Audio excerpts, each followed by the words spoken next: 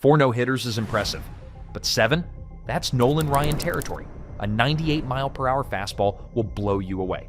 But Greg Maddux dominated with pitches that barely touched 90. One struck out 5,714 batters, the other won 4 consecutive Cy Youngs. 2 legends, 2 entirely different approaches to pitching excellence. Today, we're settling the debate. Who would you build your franchise around? Greg Maddux and Nolan Ryan stand as 2 of baseball's most iconic pitchers, each transforming how we understand the art of pitching from completely opposite perspectives. Their contrasting styles defined multiple eras of baseball and inspired generations of pitchers, but if you're building a franchise from scratch and could choose only one as your cornerstone, which legend gives your team the better foundation for success? This isn't just about who was better. It's about whose approach offers the optimal framework for constructing a championship team. The dilemma facing any hypothetical general manager is genuinely fascinating. Do you build around Ryan's intimidating power and longevity, or Maddux's surgical precision and adaptability? Each choice leads your organization down dramatically different paths. Ryan's overwhelming velocity made him baseball's most feared strikeout artist for nearly 3 decades. His 100-plus mile-per-hour fastball and devastating curve allowed him to dominate hitters across 4 different decades. His durability is the stuff of legend, pitching until age 46 and maintaining his velocity well into his 40s. That longevity meant a Ryan-centered team could count on an ace presence for potentially decades. But Ryan's power came with significant drawbacks. He led the league in walks 7 times and wild pitches 6 times. His career 1.25 whip is surprisingly high for a pitcher of his caliber. Ryan's all-or-nothing approach meant spectacular highs, but also frustrating inconsistency. A team built around Ryan would need to accept high pitch counts, shortened outings, and the occasional meltdown alongside the no-hitters and strikeout records. Maddux represents the cerebral chess master, consistently outthinking batters with pinpoint control and subtle movement. His efficiency produced quick games and preserved bullpen arms. A Maddux start typically meant fewer than 100 pitches, batters constantly pounding balls into the ground, and rarely did he beat himself with walks. His approach emphasized the mental game, studying hitter tendencies and exploiting weaknesses with surgical precision. Yet Maddux critics point to his lack of overwhelming stuff. Unlike Ryan, he couldn't simply blow hitters away when his command wasn't perfect. His success depended on precise execution and a cooperative defense behind him. When facing lineups stacked with power hitters, some argue Ryan's strikeout potential provided a higher ceiling. This decision shapes everything from your pitching philosophy to your defensive alignment, even to the types of complementary players you'd pursue. The pitcher you choose becomes not just your ace, but the philosophical cornerstone of your organization for years to come. Let's examine what made each pitcher unique through their career numbers. Ryan's career spanned an incredible 27 seasons with a record 5,714 strikeouts that may never be broken. His 7 no-hitters nearly double the next closest pitcher. His 100-plus mile-per-hour fastball and devastating curve made him baseball's premier power pitcher from the late 60s through the early 90s. Ryan led the league in strikeouts 11 times and finished with a career 3.19 ERA and 324 wins, despite often pitching for mediocre teams. His strikeout rate of 9.5 per 9 innings remains extraordinary considering the era he pitched in and the longevity of his career. When Ryan took the mound, fans expected dominance and opponents feared embarrassment. Maddux, nicknamed the Professor, mastered the science of pitching across a 23-year career. His pinpoint control produced a remarkable 3.16 career ERA despite pitching during the height of the steroid era.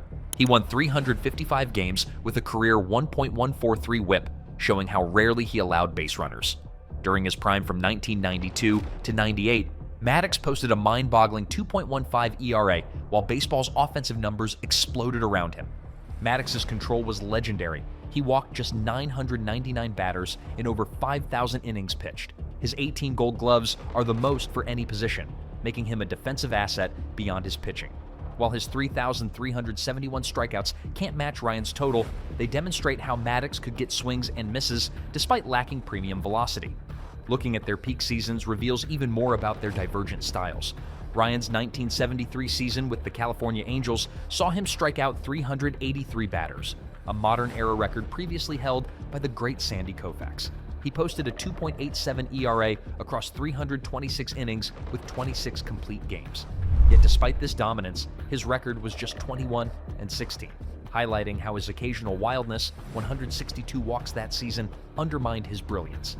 Maddux's 1995 campaign, perhaps the greatest pitching season in the modern era, featured a 1.63 ERA with just 23 walks in 209.2 innings pitched.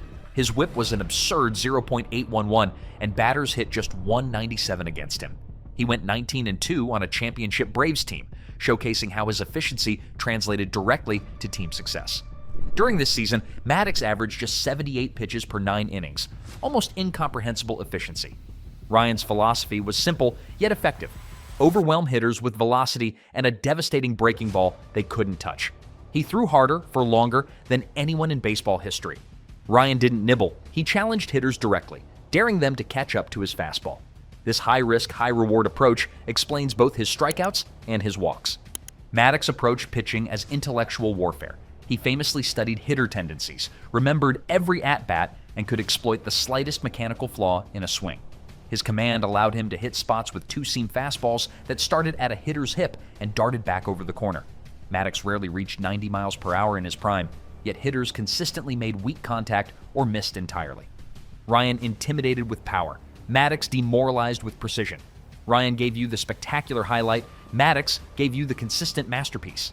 A team built around Ryan would need specific complementary pieces. First, they'd require an exceptional defensive catcher with the physical tools to handle Ryan's velocity and movement. Not every backstop could handle his stuff.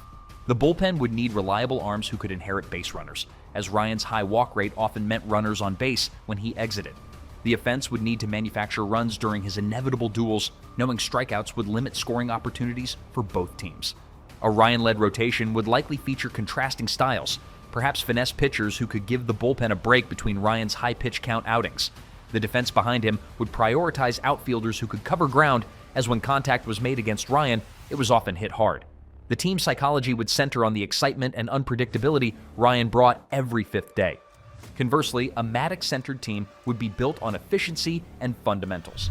The infield defense would be paramount, as Maddux's ground ball approach meant plenty of action for shortstops and second basemen. The team would emphasize quick games, low pitch counts, and minimal bullpen usage. Catchers would become extensions of Maddux's baseball intellect rather than just receiving targets. With Maddux anchoring the rotation, the rest of the starting staff might adopt similar approaches: emphasis on control, changing speeds, and working quickly. The team culture would likely value preparation, study, and attention to detail, mirroring Maddux's own approach to his craft. The lineup would know that even 3 or 4 runs could be sufficient with Maddux on the mound. The deciding factors in this debate come down to 5 critical elements: consistency, complementary roster construction, championship impact, leadership influence, and long-term organizational philosophy. Consistency heavily favors Maddux. His control minimized slumps and allowed him to remain effective even without his best stuff. Maddux delivered quality starts with remarkable predictability, posting 15-15+ win seasons. Ryan's inconsistency is reflected in his career record of .324 and .292, winning barely 52% of his decisions despite his overwhelming talent. A franchise player must provide reliable excellence, and Maddux's approach yielded fewer poor outings. For roster construction, Ryan demands specialized personnel, elite defensive catchers who can handle his power and movement, plus relievers who can inherit base runners. His high pitch counts and walks taxed bullpens and sometimes negated his strikeout advantage. Maddux elevates ordinary defenders with his quick pace and ground ball tendencies, makes minimal demands on relievers, and brings out the best in catchers by incorporating them into his strategic thinking. This makes Maddux easier to build around with flexible roster options.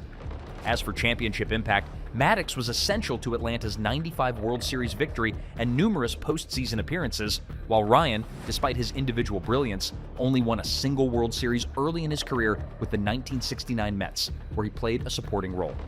Maddux's control, efficiency, and adaptability translated better to postseason success, where margins for error shrink dramatically and every base runner matters. In leadership influence, both pitchers shaped their teams differently. Ryan's presence established a standard of power, durability, and intimidation. Young pitchers couldn't emulate his natural gifts, but could adopt his work ethic and fearlessness. Maddux's influence was more technical. He showed teammates how to study hitters, exploit weaknesses, and value efficiency over raw stuff. His approach was more replicable and thus had broader organizational impact. Finally, the long-term organizational philosophy stemming from each pitcher would differ substantially. A Ryan-centric organization might prioritize power arms throughout their development system, emphasize strikeout potential in scouting, and accept higher walk rates as a trade-off. A Maddux-focused organization would likely value command, pitchability, defensive positioning, and pitch efficiency at every level. The Maddux approach arguably provides more sustainability and predictability in building a consistent contender.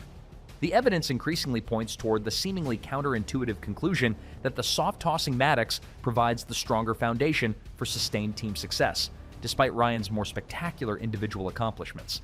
While Ryan's dominance created the more spectacular individual moments and his records may stand forever, Maddux's precision, efficiency, and adaptability made him the more valuable cornerstone for a franchise.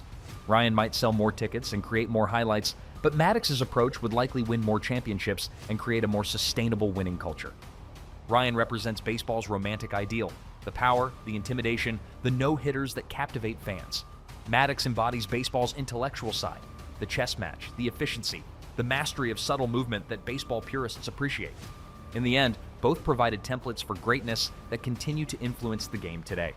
But if forced to choose just one as your franchise cornerstone, Maddux's combination of consistency, efficiency, adaptability, and championship pedigree provides the stronger foundation for building a perennial contender.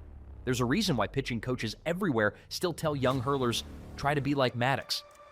Who would you build your team around? Ryan's intimidating power or Maddux's brilliant precision? Perhaps you think I've overlooked something crucial in this analysis. Share your choice and reasoning in the comments below. If you enjoyed this timeless baseball comparison, be sure to like and subscribe for more content examining the greatest players and debates in baseball history. The conversation about these legends never gets old, and your perspective adds to the rich tapestry of baseball's ongoing story.